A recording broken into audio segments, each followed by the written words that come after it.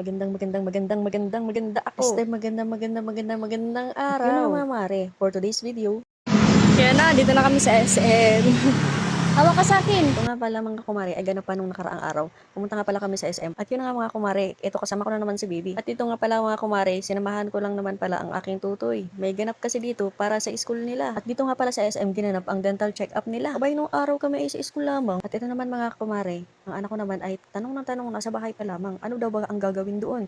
At takot na takot naman siya at baka nga daw tanggalin ang kanyang ngipin. Ay tuwang-tuwa nga naman ako kasi pagdating kay doktora, aba ay nga agad siya. At ito na nga mga kumare, tuwang-tuwa naman siya kasi pagkatapos ng tingnan ng doktor, aba ay may libre pang toothpaste at may toothbrush.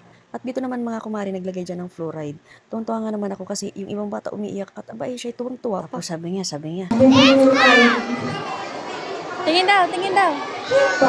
Galing ah. Daw. Amoy mo. Bango ah. Bago na? Bago nilagay na? Bago nilagay na? Mabago na? Oo, mabango na. Nasaan tayo?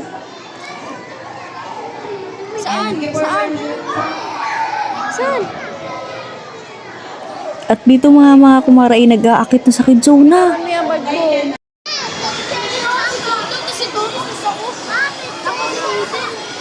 Saan? Ba, nagpa-picture pa ang bata. Galing mo ah. Ang batang mahilig sa picture. Manang-mana ka sa nanay mo. Alam niyo ba mga kumare, yung dental check-up na yan, tapat ng kidzona. Diyos ko.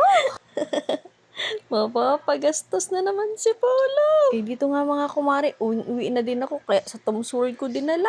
Abay 20 pesos lang masayan ang dalawa. Abay nakatipid na, nakauwi pa ng maaga. Pati nga pala si Baby ay nakisali para hindi tayo lugi. At dito ay napabili muna tayo ng bulak, bulbo at pagkain.